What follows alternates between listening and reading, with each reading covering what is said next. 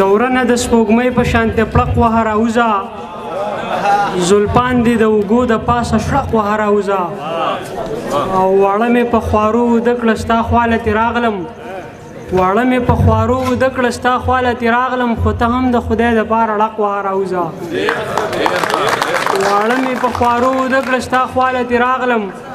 خو ته هم د خدای دپاره ړق وهه راوځه یو څو ورځې دې ایسته په خندا خندا یې تېر کا یو څو ورځې دې ایسته په خندا خندا یې تېر کا د غم د حادثو د جال نه بړق وهه راوځه او چې ما د ملنګۍ اواز کوو ستا په کوڅه کې چې ما د ملنګۍ اواز کوو ستا په کوڅه کې په جاوله جاوله خوله د جاولې ټق وهه راوځه او په منې خولې د بنګو ډکې ګرځو ضمیر صاحب په منې خولې د بنګو ډکې ګرځو خو په مولا پسې کوته کې ګرځو په منې خولې د بنګو ډکې ګرځو خو په مولا پسې کوته کې ګرځو که مې نصیب نه شو لیدل د جانان که مو نصیب نه شو لیدل د جانان خو ارادې په زړه کې کلکې ګرځو او چې تاله راشو نو خالي لاس راشو خیال صاحب چې تاله راشو نو خالي لاس راشو نور خو په دې ولو ټوپکې ګرځو چې تاله راشو نو خالي لاس راشو نور خو په دې ولو ټوپکې ګرځو خلق په خلکو اسمانونه چورلۍ مونږ په خلکو باندې ځمکې ګرځو خلق په خلکو اسمانونه چورلۍ مونږ په خلکو باندې ځمکې ګرځو تاجه د کلي دشمني په سر شوه مټې به خامخا وسله کې ګرځو څه نوي شعرونه چې د خولې ډز دې هم ښه نه دی کلیواله د خولې ډز دې هم ښه نه دی کلیواله زمونږ زړونه له وحشته خرابېږي او کم یو کار چې د ولس په لاس سمیږي هغه کار له حکومته خرابېږي کم یو کار چې د ولس په لاس سمیږي هغه کار له حکومته خرابېږي او کرونا د بره خلکو څه کوی شي خرابېږي به نو ښکته خرابېږي کرونا د بره خلکو څه کوی شي خرابېږي به نو ښکته خرابېږي او څو شعرونه نور چې اوس به ژوندی ومه د چا په خوله به مړی نه وی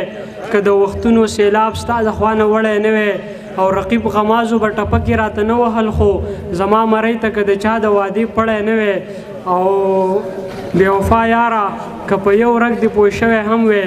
بېوفا یاره که په یو رګ دې پوه شوی هم وی سړی به نه وم که مې زړه درله درکړی نه وی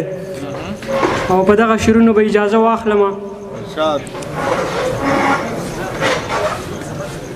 چې قایل صاحب زما د پاره چې غم نشي وړلی خس په ولو زما د پاره چې غم نشي وړلی خس په ولو ښکاري بوج شوی یم باقي د خپل ولس په ولو او جنتي خاوره و حیران و چې دا چرته کېدم جنتي خاوره و حیران و چې دا چرته کېدم قاتل د ځان سره اغستی او یو کس په ولو او لکه ماشوم چې د بېوسه پلار نه مم وغواړي ژوند راته وجړل چې ما واخله واپس په ولو او هغه سړی مې نن د خپل احساس په قید کې ولید هغه سړی مې نن د خپل احساس په قید کې ولید چې ګرځوو به یې مرغو پسې قفس په ولو او سوچ کوو چې دا نړۍ به نفرت څنګه ازموي سوچ کوو چې دا نړۍ به نفرت څنګه ازموي د خیال مارغه مې هم پرون ناسو ګنګس په ولو او خدای دې معافي وکړي خو زړه مې ورته پاک نه دی نو ښکلې میاسې ګرځولي دي یا بس په ولو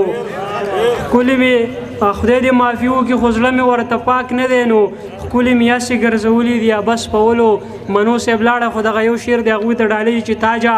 دا خلک به ستا ګډ وډ شعر ته څنګ نه کیني دوی ګرځولی دی تر ننه مې راوس په ولو ډېره مننه